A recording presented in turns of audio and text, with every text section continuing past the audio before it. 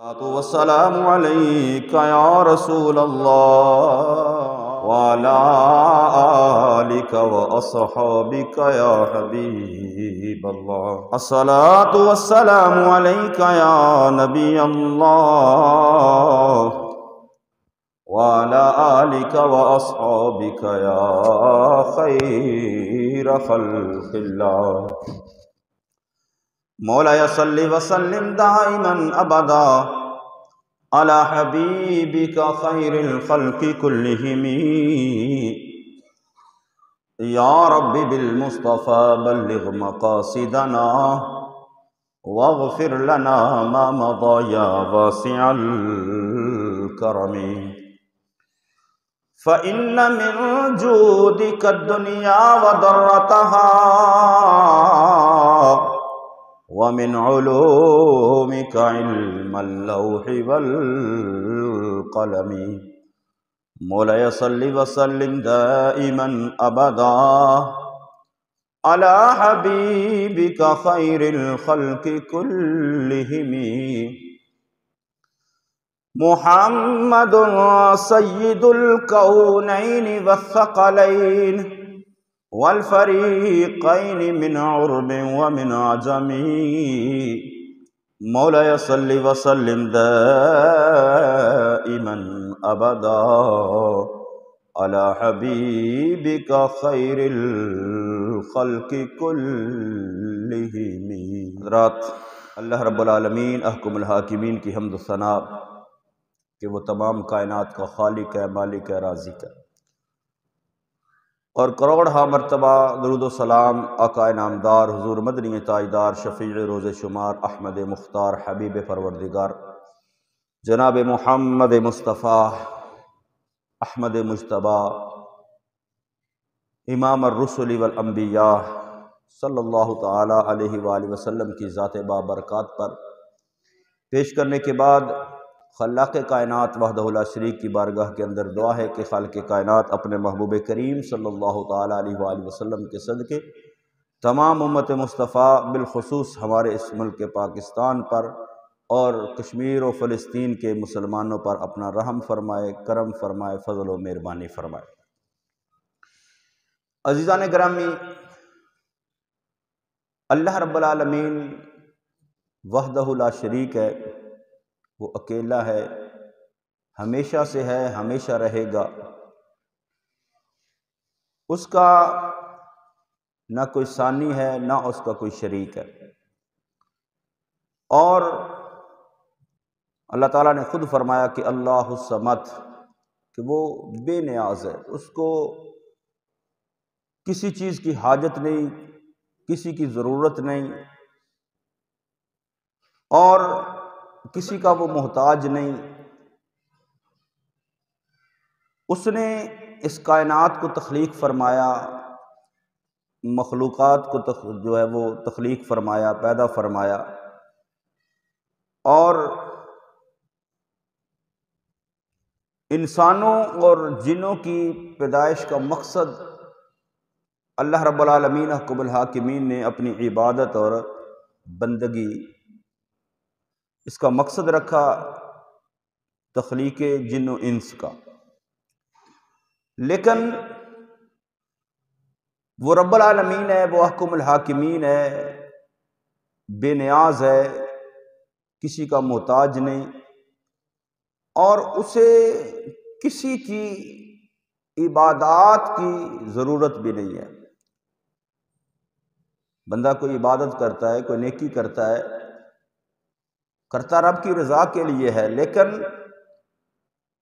انسان کی جو عبادت ہے، چاہے وہ جتنی مرضی عبادت کرے، اللہ کو اس بندے کی عبادت کی ضرورت نہیں ہے. اگر جتنی مخلوقات ہیں، اور ان میں سے خاص کر جو انسان ہیں، سارے دنیا کے انسان اللہ رب العالمین احکم الحاکمین کی اطاعت اور فرما برداری کے اندر آ جائیں، اس کی عبادت کریں، اس کی بندگی کریں، اس کی اطاعت کریں، تو اللہ رب العالمین احکم الحاکمین کی سلطنت کو کوئی فرق نہیں پڑے گا. پھر بھی نہ اس کی سلطنت میں کوئی اضافہ ہوگا کہ ساری مخلوق جو ہے وہ اس کی اطاعت کر رہی ہے۔ اگر ساری مخلوق اس کی نافرمانی شروع کر دے، کوئی بندہ بھی عبادت نہ کرے، کوئی بندہ بھی نیکی نہ کرے، تو اس کی سلطنت میں پھر بھی کوئی فرق نہیں آئے گا۔ وہ اکیلا ہے، وہ بے نیاز ہے، وہ مالک ہے، وہ خالق ہے، وہ رب ہے، وہ پروردگار ہے۔ ساری مخلوق اس کی عبادت کرے پھر بھی وہ رب ہے، پھر بھی رب رہے گا۔ ساری مخلوقات اس کی نافرمانی شروع کر دے تو پھر بھی وہ رب ہی رہے گا، اس کی شان کے اندر کوئی کمی نہیں آئے گی۔ وہ وحدہ لا شریک ہے۔ تو اللہ نے جو جن و انس کو عبادت کا حکم دیا ہے، اللہ نے فرمایا وَمَا خَلَقْتُ الْجِنَّ وَالْإِنسَ إِلَّا لِيَعْبُدُونَ، کہ ہم نے جن و انس کی تخلیق جو ہے وہ اپنی عبادت اور بندگی کے لیے کی ہے۔ عبادات کا حکم جن و انس کی پیدائش کا جو ہے وہ مقصد بیان کیا ہے۔ یہ سب کچھ اللہ رب العالمین احکم الحاکمین نے جن و انس کی بھلائی کے لیے، یعنی جن و انس سارے جو ہیں وہ اللہ کی عبادت بندگی کریں، اللہ کو نہ کوئی فائدہ نہ کوئی نقصان، اس کی نافرمانی کریں، اللہ کو نہ کوئی فائدہ نہ کوئی نقصان۔ اگر جن و انس جو ہیں وہ اللہ کی عبادت کرتے ہیں تو اس کے اندر فائدہ بھی ان کا ہے، نہیں کریں گے نقصان بھی ان کا ہے۔ اور خاص کر جو ہے وہ نسل انسانی، انسان، بندے، اللہ کی مخلوقات میں سے سب سے اعلیٰ اور بہترین مخلوق، یہ انسان کی زندگی کا مقصد جو اللہ نے بیان فرمایا اس کی عبادت اور بندگی۔ جب انسان بندگی کرتا ہے، اللہ کی عبادت کرتا ہے، ایک تو وہ اپنے مقصد کو پورا کرتا ہے، اور دوسرا اس کے ذریعے اللہ کی بارگاہ کے اندر اس کی عزت کے اندر اضافہ ہوتا ہے، اس کے وقار کے اندر اضافہ ہوتا ہے، اس کی تکریم کے اندر اضافہ ہوتا ہے۔ خلاق کائنات وحدہ لا شریک نے فرمایا نا ان اکرمکم عند اللہ اتقاکم، کہ اللہ کے نزدیک عزت والا وہ ہے جو سب سے زیادہ متقی ہے، سب سے زیادہ پرہیزگار ہے، سب سے زیادہ رب سے ڈرنے والا ہے۔ تو جو انسان اللہ کی عبادت کرتا ہے، اللہ کی بندگی کرتا ہے، ایک تو وہ اپنے مقصد حیات کو پورا کرتا ہے، جو اس کی زندگی کا مقصد ہے، اس دنیا کے اندر بھیجے جانے کا مقصد ہے جو رب کا، ایک تو وہ اس مقصد کو پورا کرتا ہے، اپنے بندہ ہونے کا حق ادا کرتا ہے، اور دوسرا اس کے ذریعے اللہ اس بندے کو عزتوں سے نوازتا ہے، دنیا کے اندر بھی اور آخرت کے اندر بھی۔ جس قدر بندہ بندگی کرے گا اس قدر اس کے اعزازات میں اضافہ ہوتا جائے گا۔ اور عبادت کے لیے کوئی خاص دن، کوئی خاص مہینہ یا کوئی خاص لمحات جو ہیں وہ مخصوص نہیں کہ وہ دن ہو تو پھر ہم اللہ کی عبادت کریں گے، وہ مہینہ آئے گا تو پھر ہم اللہ کی عبادت کریں۔ بندے کو ہر لمحہ اس کا بندہ بن کر رہنا چاہیے، اور اس کا بندہ وہی ہے جو اس کی بندگی کرے، اس کی اطاعت کرے، اس کی فرما برداری کرے، اس کے محبوب کریم صلی اللہ تعالی علیہ وآلہ وسلم کی فرما برداری کے اندر زندگی بسر کرے۔ ہاں، اللہ رب العالمین احکم الحاکمین نے اپنے بندوں کو نوازنے کے لیے، اپنے بندوں کو اپنی رحمت عطا کرنے کے لیے، اپنے بندوں پر اپنے فضل اور کرم کو نازل کرنے کے لیے، ان کے شامل حال کرنے کے لیے اللہ نے کچھ اوقات جو ہیں ان کو فضیلت عطا فرمائی ہے۔ یعنی عبادت اور بندگی کے لیے دن کوئی خاص نہیں کہ فلاں دن ہو تو عبادت کریں گے، فلاں دن ہو تو بندگی کریں گے، لیکن اللہ رب العالمین نے اپنے بندوں پر احسان کرتے ہوئے کچھ دن، کچھ مہینے ایسے عطا فرمائے کہ جن کے اندر عبادت کرنے والے کو فضیلت اور مقام حاصل ہوتا ہے۔ عبادت ہر حال کے اندر، ہر دن کے اندر بندے پر فرض ہے، لیکن اللہ رب العالمین اپنے بندوں پر جب احسان کرتا ہے تو پھر ان کو کوئی دن کوئی مہینہ ایسا عطا فرما دیتا ہے کہ جن کے اندر عبادت کر کے بندے کو زیادہ فضیلت حاصل ہوتی ہے۔ انہی اوقات میں سے ایک ہے ماہ رمضان المبارک۔ ماہ رمضان المبارک جو ہے، اس کے اندر جب بندہ بندگی کرتا ہے، عبادت کرتا ہے، تو اس کو لطف و سرور حاصل ہوتا ہے، اس کو کیف حاصل ہوتا ہے۔ اور ان ایام کے اندر یہ جو مخصوص دن ہیں رمضان المبارک کے، چند ایام ہیں، گنتی کے دن ہیں، ایام معدودات اللہ نے فرمایا گنتی کے دن ہیں۔ تو ان کے اندر اگر بندہ جب عبادت اور بندگی کرتا ہے تو اللہ رب العالمین احکم الحاکمین ان دنوں کے اندر اس کی عبادت پر اس کو اجر و ثواب جو ہے وہ زیادہ عطا فرماتا ہے۔ جس طرح نبی کریم صلی اللہ علیہ وسلم نے ارشاد فرمایا کہ بندہ جب نماز ادا کرتا ہے تو نماز رمضان کے اندر بھی فرض ہے، رمضان کے علاوہ بھی فرض ہے، باقی 11 مہینے بھی بندے پر نماز فرض ہے۔ تو وہی نماز بندے نے 11 مہینے ادا کی، وہی نماز بندہ رمضان کے اندر ادا کرے گا، بندگی تو وہی ہے، عبادت وہی ہے، رب تعالیٰ کے سامنے سجدہ ریز ہونا تو وہی ہے، وہی 5 نمازیں رمضان کے اندر، وہی 5 نمازیں رمضان کے علاوہ 11 مہینوں کے اندر۔ لیکن رمضان المبارک کے اندر کیا ہوتا ہے؟ اللہ اس بندے کو نمازوں پر ثواب زیادہ عطا فرماتا ہے، یہ اس کا کرم ہے، اس کا فضل۔ نبی کریم صلی اللہ تعالیٰ علیہ وآلہ وسلم کا فرمان ہے، طویل حدیث مبارکہ آپ احباب سنتے رہتے ہیں، کہ جب رمضان المبارک کا مہینہ آتا ہے تو اللہ رب العالمین احکم الحاکمین بندے کو جو ہے وہ اس کے نفل پر فرض کے برابر ثواب عطا فرماتا ہے، اور ایک فرض کا ثواب اللہ اس کو 70 گنا زیادہ عطا فرماتا ہے۔ اور اس کا قطعاً مقصد یہ نہیں ہوتا، کچھ لوگ یہ سمجھتے ہیں کہ بس رمضان المبارک میں نمازیں ادا کر لی تو باقی سارے سال کی نمازیں جو ہے وہ معاف ہو جاتی، اتنا زیادہ ثواب مل جاتا ہے۔ تو 70 فرضوں کا ثواب، اس کا مطلب سمجھانے کے لیے یہ ہے کہ ایک چیز اس کی مقدار ایک جیسی ہے، لیکن اس کی قیمت کے اعتبار سے جو ہے وہ اس کی قیمت زیادہ ہوتی ہے۔ مثال کے طور پر بندہ بازار سے کوئی چیز خریدتا ہے 1 کلو، تو عام سی کوئی چیز ہے اس کا ریٹ الگ ہوگا، لیکن وہی چیز کوئی قیمتی ہوگی اس کا ریٹ الگ ہوگا۔ تو رمضان المبارک کے اندر جب بندہ نماز ادا کرتا ہے تو اس کو ثواب زیادہ مل جاتا ہے۔ یہ نہیں ہوتا کہ 70 ایک نماز ادا کر لی تو اس کی 70 نمازیں پچھلی معاف ہو جائیں گی یا 70 نمازیں اس کے کھاتے میں آ جائیں گی، نہیں، ایک نماز پر 70 نمازوں کا ثواب اللہ اس کو عطا فرمائے گا۔ تو یہ دن، یہ مہینے، یہ رمضان المبارک کا مہینہ جو ہے، اس کے اندر اللہ رب العالمین احکم الحاکمین کی رحمتیں نازل ہوتی ہے۔ اللہ رب العالمین احکم الحاکمین، کیونکہ اس مبارک مہینے کے اندر اللہ نے اپنے مقدس کلام کو نازل فرمایا۔ فرمایا شہر رمضان الذی انزل فیہ القرآن،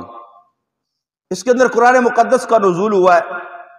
قرآن مقدس پڑھا جاتا ہے، سنا جاتا ہے، قرآن مقدس کی تلاوت کی جاتی ہے تو دل کو سکون ملتا ہے۔ اللہ رب العالمین احکم الحاکمین کا قرب خاص بندے کو میسر آتا ہے، قرآن سے محبت کا یہ مہینہ آ جاتا ہے، نیکیوں کا موسم بہار آ جاتا ہے،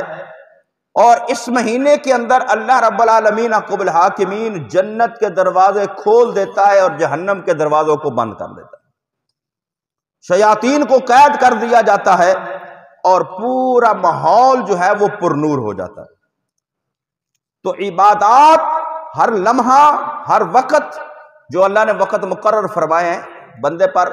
رمضان کے علاوہ بھی فرض ہے، رمضان کے اندر بھی وہی نماز فرض ہے، لیکن کیا ہے کہ رمضان المبارک کے اندر بندے کو جو اس پر اجر و ثواب جو ہے وہ زیادہ عطا فرمایا جاتا ہے۔ تو یہ مقدس مہینہ چند دنوں کے بعد ہمارے اندر جلوہ گر ہونے والا ہے۔ یہ اللہ رب العالمین احکم الحاکمین کا ہم پر فضل و احسان ہوگا کہ اس نے ہمیں زندگی کے اندر ایک مرتبہ پھر یہ مقدس مہینہ جو ہے وہ ہمارے نصیب کے اندر کر دیا۔ تو جب رمضان المبارک کا مہینہ آئے تو یہ اللہ کی طرف سے ایک نعمت ہے اس کا فضل ہے، اس کا احسان ہے، اس کا کرم ہے کہ یہ مقدس مہینہ اللہ ہمیں عطا فرماتا ہے۔ تو جب بھی کوئی نعمت ملتی ہے تو اس پر انسان جو ہے وہ خوشی کا اظہار کرتا ہے، خوش ہوتا ہے۔ تو خوشی منانے کے، خوش ہونے کے انداز مختلف ہوتے ہیں۔ ایک وہ خوشی ہوتی ہے جو انسان کرتا ہے لیکن وہ اللہ کو پسند نہیں ہوتی، ایک وہ خوشی ہے جو بندہ کرتا ہے وہ اللہ کو پسند ہے۔ مثال کے طور پر اگر کسی بندے کو کوئی نعمت مل جائے اور وہ اس پر خوش ہو اور خوش ہو کر اس کی توجہ نعمت عطا کرنے والے کی طرف سے ہٹ جائے،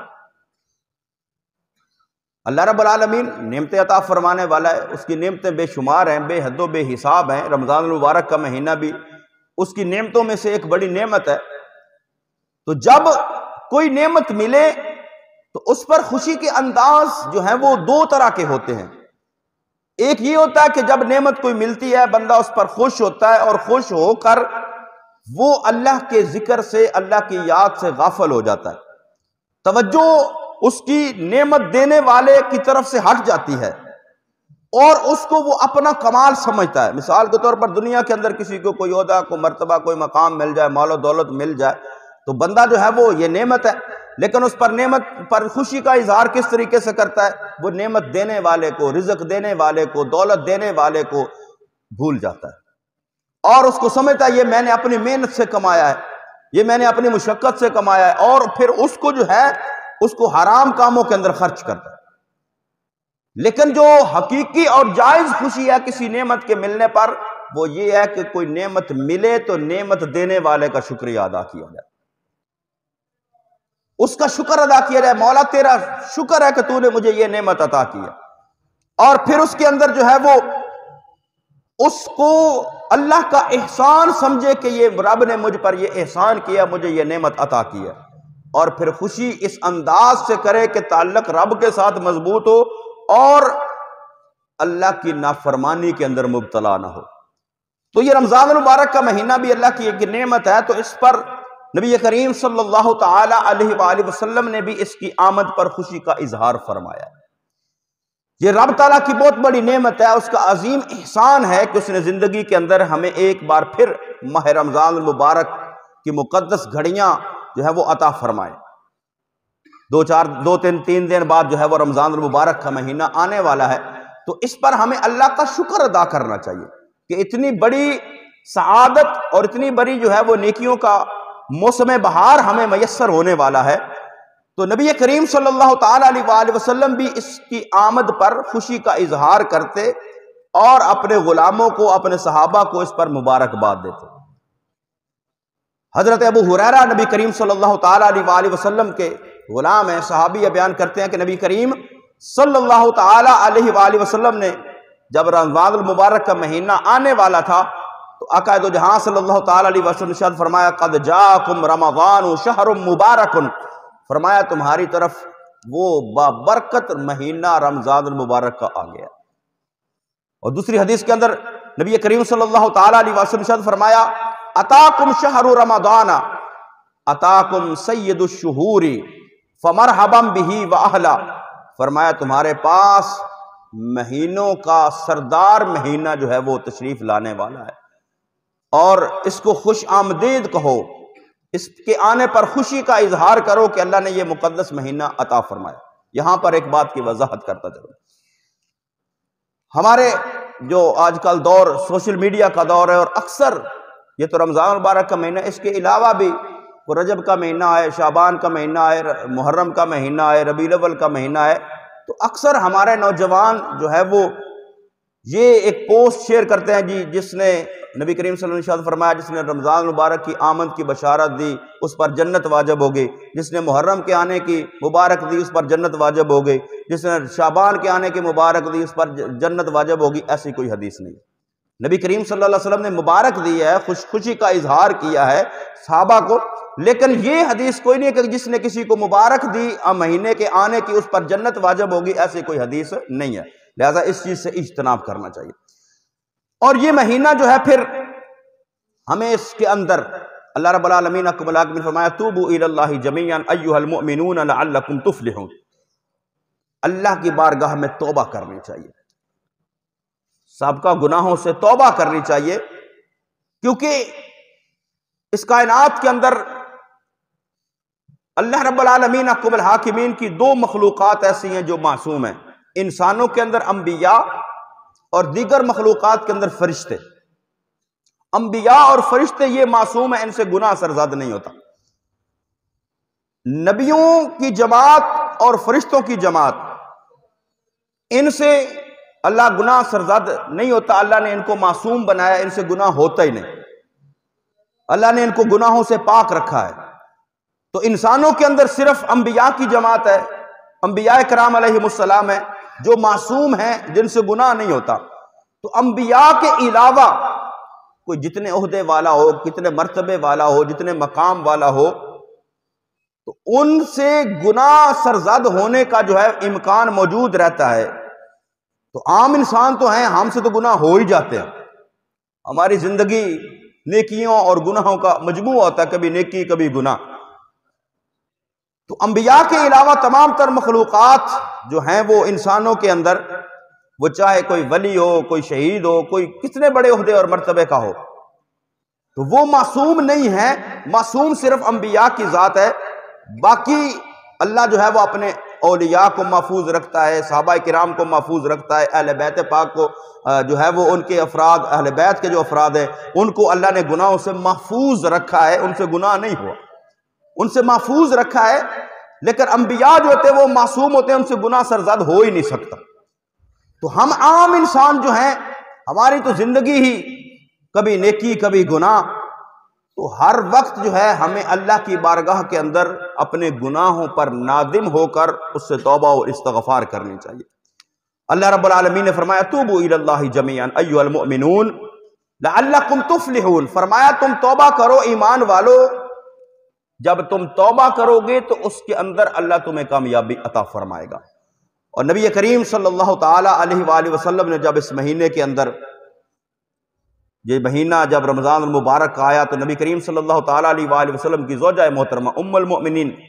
حضرت عائشہ صدیقہ رضی اللہ تعالی عنہا، وہ بیان فرماتی ہیں کہ نبی کریم صلی اللہ تعالی علیہ وآلہ وسلم جب یہ رمضان المبارک کا مہینہ آ جاتا تو آپ کی نمازوں کے اندر اضافہ ہو جاتا، یعنی کثرت سے نماز عطا فرماتے اور اللہ کی بارگاہ میں دعا فرماتے، عارضی کرتے، انکساری کرتے۔ اور نبی کریم صلی اللہ تعالی علیہ وآلہ وسلم جب رمضان المبارک کا مہینہ آتا تو عبادت کے لیے کمر بستہ ہو جاتے، اور اختتام رمضان تک نبی کریم صلی اللہ تعالی علیہ وآلہ وسلم اس کے اندر محنت کرتے، مشقت کرتے، یعنی اللہ کی عبادت اور بندگی کے اندر، یہ پورا رمضان کا جو ہے وہ سلسلہ جاری رہتا۔ تو وہ نبی کریم صلی اللہ تعالی علیہ وآلہ وسلم جو انبیاء کے سردار ہیں، معصوم ہیں، اگر آپ کی زندگی کا یہ معمول تھا، ویسے تو نبی کریم صلی اللہ تعالی علیہ وآلہ وسلم ویسے بھی اللہ رب العالمین احکم الحاکمین کی عبادت اور بندگی کے جو کثرت کرتے،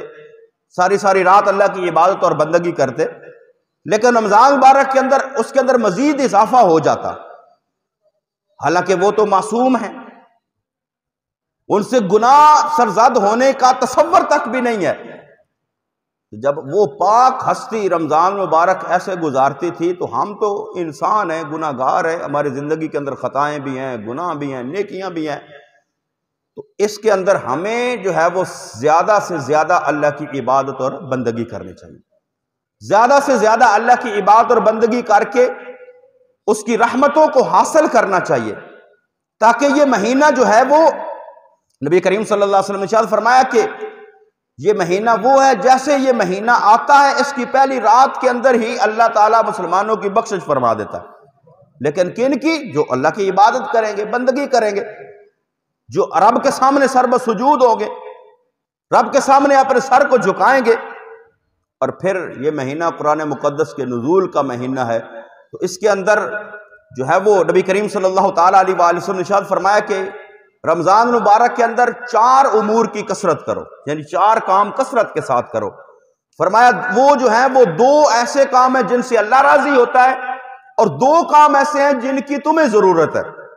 فرمایا 4 کاموں کی کثرت کرو، 2 کام ایسے ہیں جو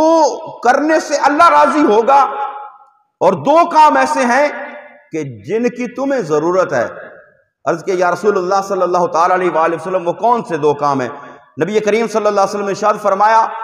توحید و رسالت کی گواہی دو، یعنی لا الہ الا اللہ کا کثرت سے ذکر کرو، ایک یہ کام کرو، اور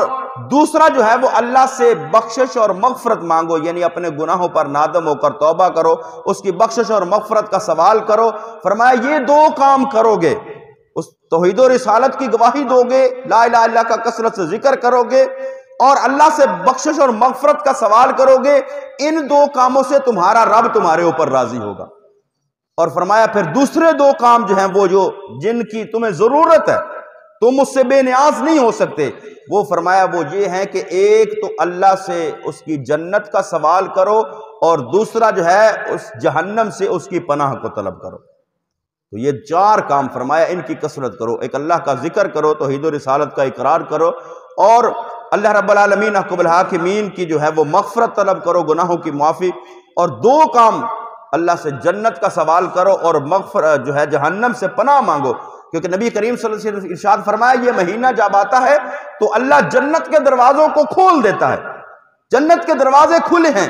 اب ہمارا کام ہے نا ہم رب سے جنت طلب کریں، ہم رب سے مانگے مولا ہمیں جنت عطا فرما دے۔ جہنم کے دروازے بند ہو جاتے ہیں، ہم رب سے دعا کریں مولا ہمیں بھی جہنم سے محفوظ فرما دے۔ تو یہ رمضان المبارک کا بابرکت مہینہ تشریف لانے والا ہے، ہمارے اندر سایہ فگر ہونے والا ہے، تو اس کے اندر ہم کوشش کریں کہ نماز کی پابندی کریں، اور جو ہے قرآن مقدس کی تلاوت کریں درست الفاظ کے ساتھ، تلفظ کی درستگی کے ساتھ، اور اس قرآن مقدس کو پھر سمجھ کر اس پر عمل کرنے کی کوشش کریں، کیونکہ قرآن مقدس ہمارے لیے مکمل ضابطہ حیات ہے۔ ہم اس کو سمجھیں گے، پڑھیں گے، اس پر عمل کریں گے تو یہ دنیا و آخرت کے اندر ہمیں بھلائیاں اللہ عطا فرمائے گا۔ تو اللہ رب العالمین احکم الحاکمین آنے والے مقدس مہینے رمضان المبارک کی ہمیں قدر کرنے کی اور اس کے اندر کثرت سے عبادت کرنے کی اللہ توفیق نصیب فرمائے، آمین وما علیہ الا البلاغ۔